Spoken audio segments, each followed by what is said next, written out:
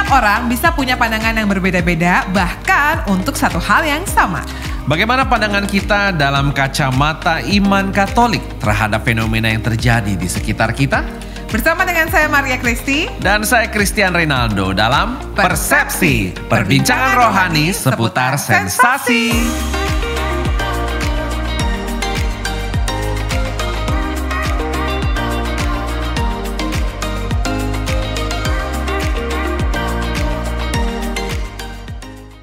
Kita di KDRT ini, gue belum nikah, gue gak bisa dengerin. No, justru buat yang belum menikah, ini penting banget untuk didengarkan. Antisipasi, pencegahan, dan persiapan. Banyak pasutri belum siap untuk masuk dalam salib perkawinan. Wow, Salib perkawinan. that's the word.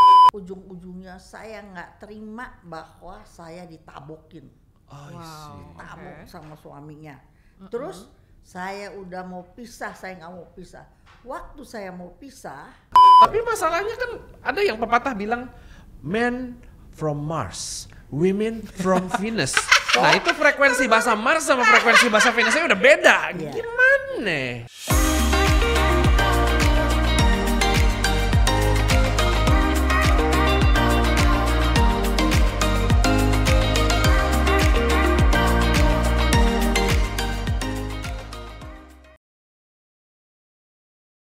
Hai, shalom semuanya yang lagi nonton ini dimanapun berada. Wih, dimanapun berada. Ketahuan dari openingnya umurnya udah berbeda dengan yang di sebelah saya ya. Of course, hi everyone, welcome to Persepsi.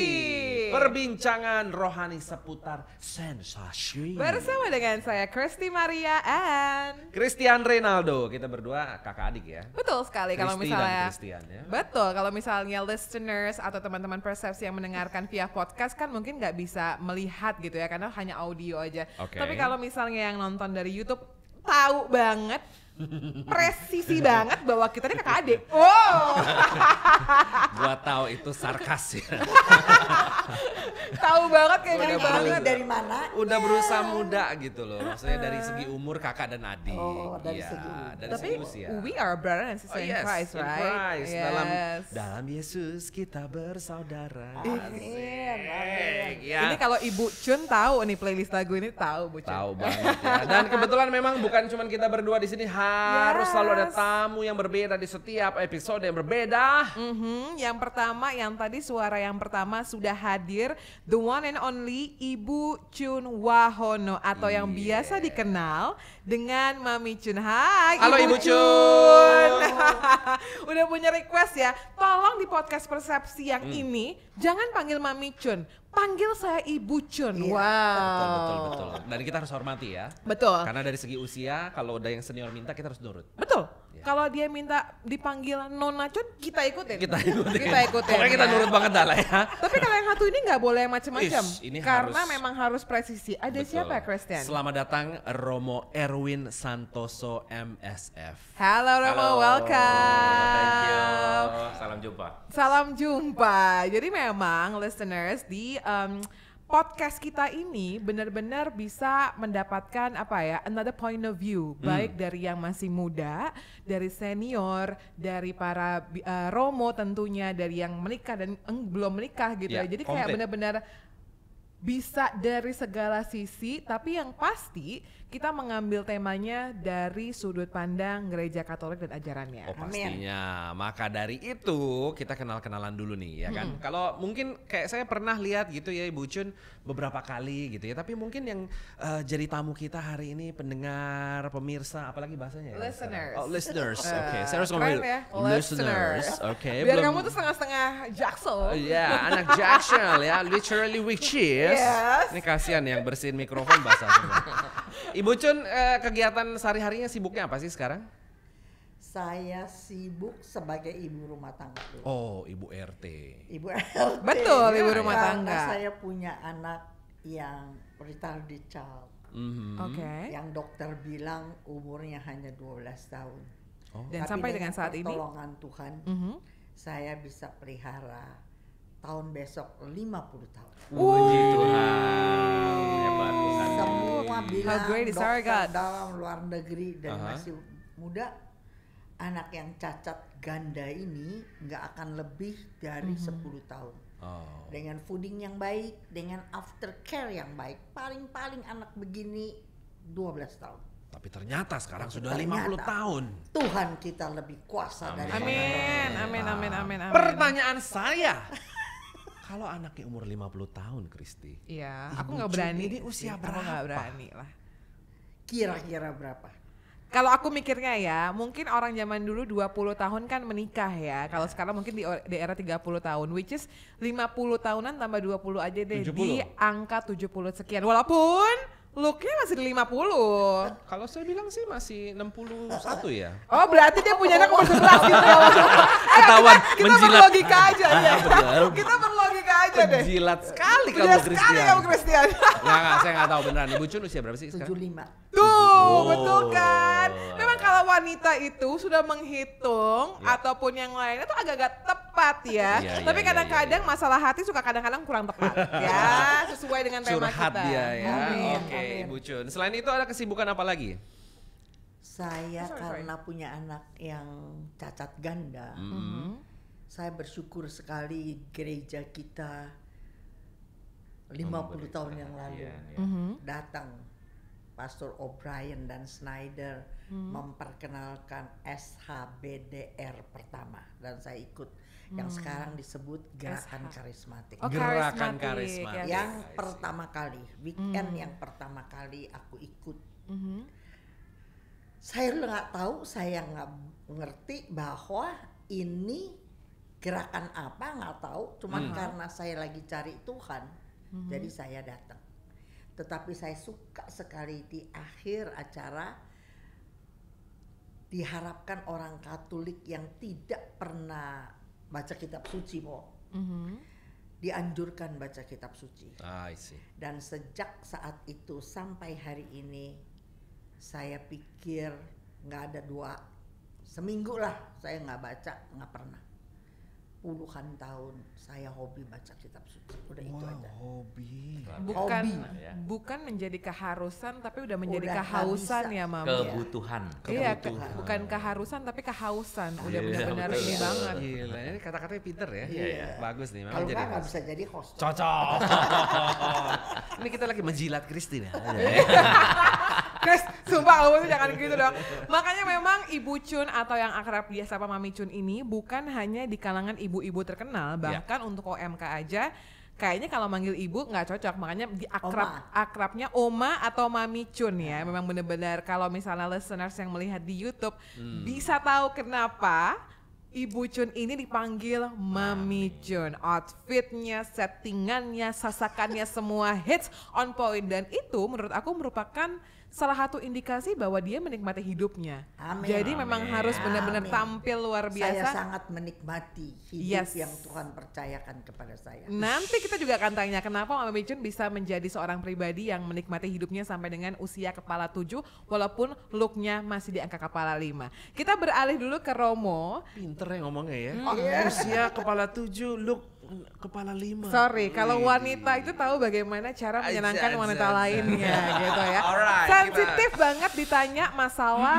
umur, berat badan, alis menuik satu. Jadi apapun yang terjadi harus bisa dilihat sisi positifnya. Makanya kita belajar dari Romo yang satu ini Oke. yang selalu melihat segalanya tuh dari sisi positif. Ini kata seorang Cristiano Ronaldo loh tadi katanya ya. Romonya ini benar-benar kalau melihat segala sesuatu tuh out of the box, segala sisi ada. Ada Romo Erwin Santoso. Romo Erwin kenalan dong, mungkin listeners nih belum ada yang tahu Romo Erwin ini berkarya di mana, dari paroki mana, Sibuknya di mana, kesehariannya, yes. apa aja kegiatannya, kasih tahu semua di sini. Kita ada Kasih waktu tahu, 2 Mo. jam ngobrol, silakan. Saya kasih tahu, saya sibuknya di banget.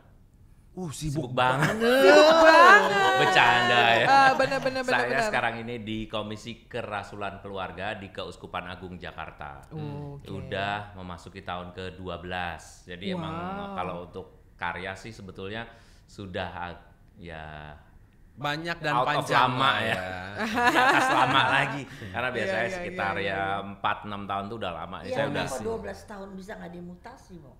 ya harus Sebentar, bertanya ini sama sesi Tuhan curhat dan atau Bapak gimana? Uskupan.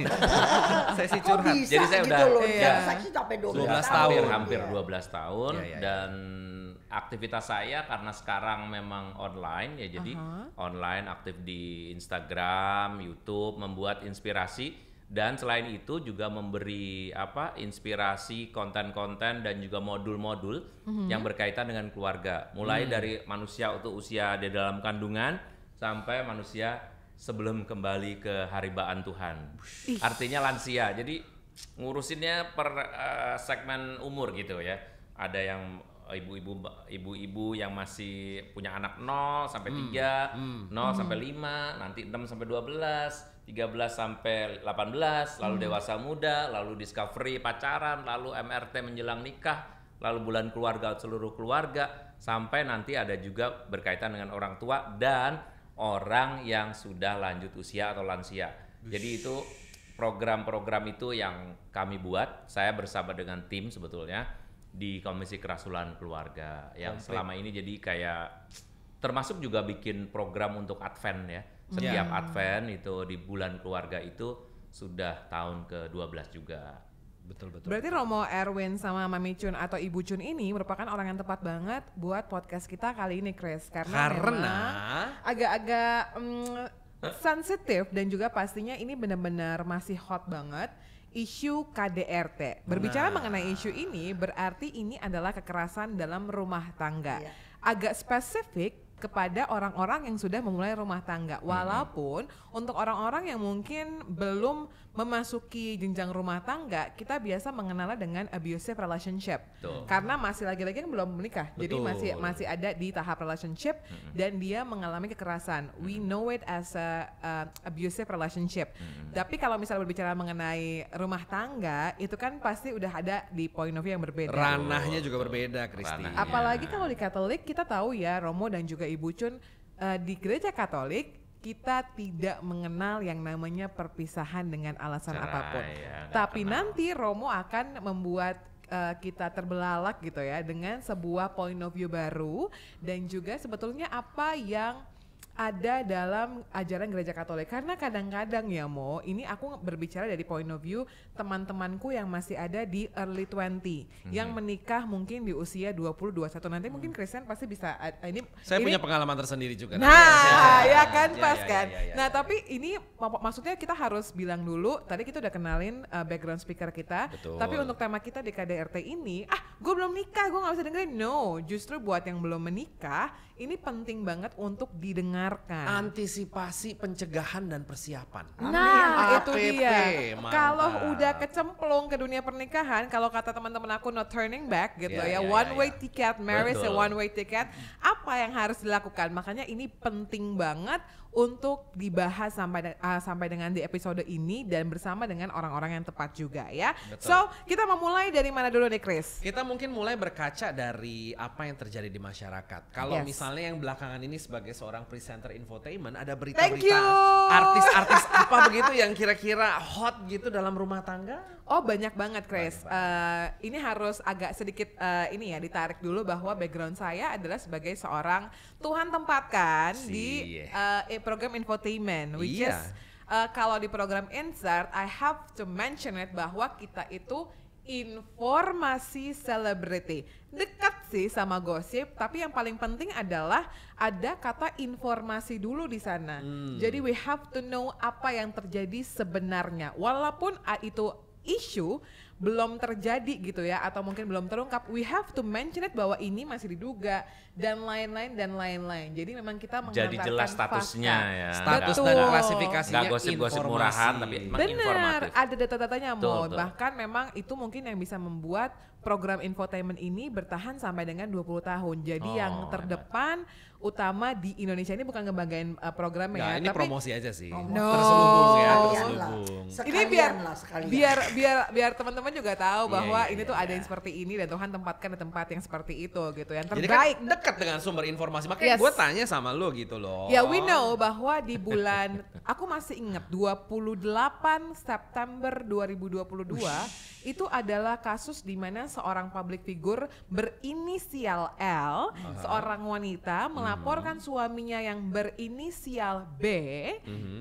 dengan dugaan KDRT atau kekerasan dalam rumah tangga. Ini yang membuat kita bingung banget adalah karena memang selama hampir 2 tahun perjalanan rumah tangga mereka selalu membagikan keharmonisan, Kelihatannya adem kebucinan mereka. Bucin itu budak cinta ya, which is yang romantis tapi roman ya. another level nih, udah kebucinan mereka di setiap episode mereka. Lalu pastinya bukan hanya publik Indonesia tapi publik dunia juga dihentakkan dengan laporan ke polisi. Laporan itu dan kenyataan bahwa apa yang mereka sajikan ternyata tidak sesuai dengan apa yang terjadi di belakangnya kalau berdasarkan laporan mereka. Lalu akhirnya dari momen itu dibukalah orang-orang yang lain bahwa ternyata kekerasan dalam rumah tangga ini banyak sekali terjadi di Indonesia, bukan hanya dunia selebriti, bahkan yang awam yang biasa pun banyak. Betul banget. Dan banyak juga mungkin keluarga Katolik yang akhirnya speak up di sosial media. Iya. Beberapa waktu sempat kayak akhirnya ada sosok wanita yang berani speak up, tetapi kurang dari sebulan situasi berubah. Sang istri yang berinisial L ini mencabut laporannya, memilih untuk memaafkan dan memilih untuk rujuk kembali. Begitupun juga dengan situasi pemirsa yang akhirnya berubah gitu. Makanya kita mau bahas, udah deh kita fokus dulu ke KDRT-nya ini, gimana harus menyikapinya. Karena berbicara mengenai si L ini juga ya, Christian, itu banyak yang akhirnya tanda tanya, Ibu Chun dan juga Romo. Why? Kok bisa udah ya ibarat kata gini, udah setengah mati nih gitu, mau udah mati. benar-benar udah mau mati.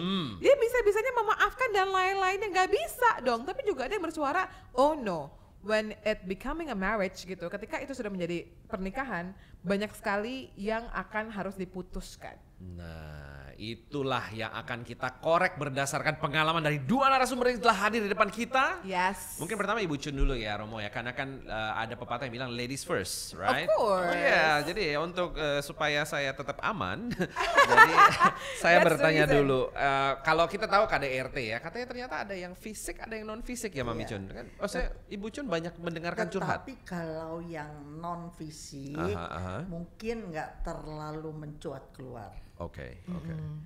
Tapi itu adalah awal sampai nanti dia ke fisik. Bibit-bibitnya. Bibitnya gitu. Ya. Iya kan? Satu hari aku didatengin cewek cakep, rambutnya panjang. Aku kenalan dari mana gitu. Poinnya langsung dia cerita. Saya datang dari di teman si A. Terus dia cerita, saya ini anak tunggal, saya ini biasa dimanja gini-gini. Ujung-ujungnya saya nggak terima bahwa saya ditabokin. Tabok sama suaminya. Terus saya udah mau pisah, saya nggak mau pisah. Waktu saya mau pisah, tahu-tahu teman saya 2 orang ajarin ke Ibu Chun. Tanya. Kenapa Ibu Chun? Kenapa harus ke Ibu Chun? Kenapa harus ke Ibu Chun ya? Terus dia ngoceh terus. Aduh. Cerewetnya minta ampun dia, tau gak Chris? Ini si istrinya nih. Dia datang kan mau konseling. Oke. Iya. Udah 20 menit gue kagak ngomong-ngomong. Oh jadi dia terus ngomong. Udah ngoceh terus. Terus hati gue sih yang bilang, pantes udah digapok. Kan mungkin dia pengen muntah-muntah. Iya. Udah dipendam Ada lapar. orang dia aduh, Perasaannya. katanya datang mau Konsultasi. konseling. Iya. Tapi dia nggak nanya tuh. Oh jadi Cuma sharing aja. Cerita gitu. Cerewetnya kayak petasan injek. Petasan injek kayak granat ya. Pantes tuh dia dipukul. Ranjau. Oke. Karena biasanya laki-laki nggak pintar omong. Oh, I see. Laki-laki nggak pintar omong. Radio butut ini supaya stop diapain mau? Tonjok. Dikaplok. Mau dikaplok. Baru diem. Jadi nggak mungkin teman-teman kalau kamu bisa mendengarkan sebagai istri. Oke. Suami itu selalu mau didengarkan. Kadang-kadang nih, yang dia ngomong kita udah tahu. Tetapi istri yang bijaksana selalu mesti denger gini nih. Oh gitu ya. Oh, padahal gue udah tahu lu mau ngomong apa gitu. Nah, suami yang tidak merasa dipahlawankan, malahan dia mesti nunduk. Dan dia normal loh ya, bukan yang dia down, bukan gitu ya. Oke. ya supaya bininya stop, ya itu dipukul, Meledak itu. meledak. Tapi maksudnya bukan berarti artinya pantas dipukulin, Iya. lu pantas mendapatkan perlakuan, bukan kan? Tapi maksudnya, Bukan, maksudnya dia juga sebabnya menyesal, dia juga oke. menyesal. Oke. Tapi dia nggak tahan, dia nggak kuat. Ini ngoceh kayak radio rusak. Ya dia hantam aja, dia stop. Again, ini berarti akarnya komunikasi ya Mami Chun ya, karena setiap Udah pribadi, cewek dan cowok, siapapun itu butuh, kita memiliki kebutuhan untuk didengarkan, Iya. dan kita juga punya kebutuhan untuk bercerita. Iya betul. Tapi masalahnya kan ada yang pepatah bilang men from Mars, women from Venus. Nah itu frekuensi bahasa Mars sama frekuensi bahasa Venusnya udah beda. Iya. Gimana? Makanya belajar siap. mendengarkan. Siap. Tuh, siap. dengar Banyak makanya. orang ngobrol tapi konversasi. Oh. Omong segala macam tetapi tidak omong my feeling. About feeling. Apa Ya. yang saya Jadi, rasakan? Melalui peristiwa ini, how about your feeling? Jadi yang oke. penting di dalam rumah tangga, misalnya kita ke dokter psikolog barangkali, kalau yang istrinya stres atau yang suaminya stres, Ya. bawa ke dokter, pasti yang diajarin adalah seni berkomunikasi. Widih. Jadi banyak karena kesibukan anak, sekarang suami istri kerja, maka dia hanya konversasi, nggak bisa komunikasi. Sebab kalau komunikasi, feeling mesti main, mesti duduk diem, saling mendengarkan. Saling ya Mami ya, itu Saling, dia. ya. Dan berbicara mengenai saling juga nih, mungkin kalau kita tarik dari relationship which is pacaran atau tahap perkenalannya deh, berapapun durasinya, mereka juga harus saling mengenali apakah mereka sudah siap masuk ke dalam pernikahan gitu ya Iya, Mam? itu aku yang suka ngomong. Aku ini kan pembimbing kaum muda. Waktu saya masih muda, 40, 50 tahun gitu. Sekarang juga masih Sekarang muda. juga Masih muda. Ya, kita bertiga sepakat kok masih muda. Sepakat. Abis ini boleh kita diajak makan-makan? Masuk Chris. Jadi menjilat lagi ya. Menjilat lagi. Iya, iya, iya. Saya suka bilang begini, Apa? kamu kalau pacaran ya, Aha. jangan pelokan ciuman melulu. Tanya, nanti kalau udah kawin, boleh nggak orang tua saya masuk? Kalau kita berkelimpahan, mau nggak kita sekolahin saudara kita, Yes. ipar kita? Bagaimana? Kalau kita susah nggak punya duit, bisa nggak begini begitu? Tanya, cerita. Harapannya ya, rencana Iya, bersama gitu. Nah, banyak pasutri belum siap untuk masuk dalam salib perkawinan. Wow, Salib that's the word, perkawinan, salib katanya, perkawinan. saya nggak tahu, saya lupa. Dulu ada satu Romo ajarin saya, ada di satu negeri katanya, apalah aku ada di catatan. Waktu dia mau pemberkatan perkawinan, bukan kasih, kalau kita kan kitab suci sama salib ya. Ya. Terus kita doain begitu ya Mo ya. Tapi dia bawa salib Mo. Ntar aku ada catatannya. Jadi si calon mempelai ini janji bawa salib, bahwa apapun salib perkawinan yang kami terima, kami akan setia dengan janji kami. Yes. Dan di negara itu sedikit sekali ada perceraian. Jadi dari awal perkawinan, gereja sudah ajarkan info bahwa nanti kalau menikah pasti ada salib perkawinan. Yes. Kira-kira gitu.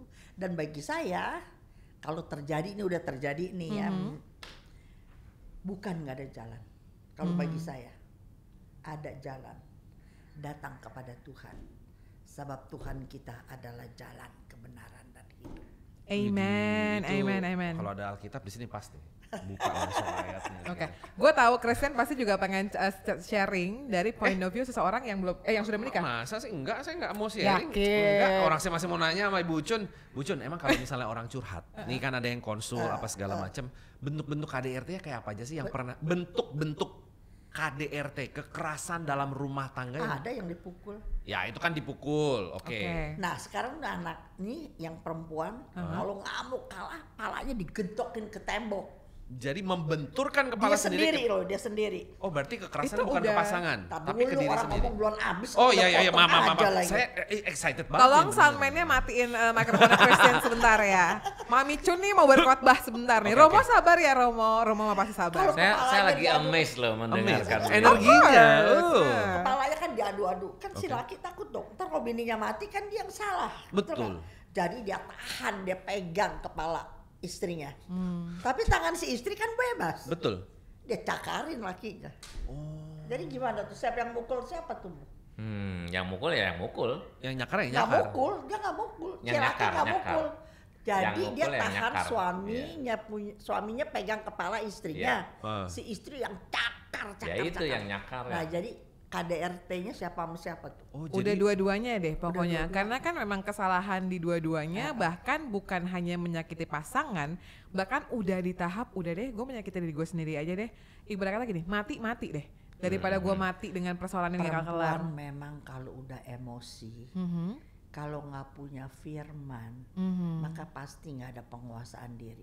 Yes. Tapi saya pikir bukan perempuan saja mau, sama-sama laki kek perempuan kek. Makanya apa itu kasih?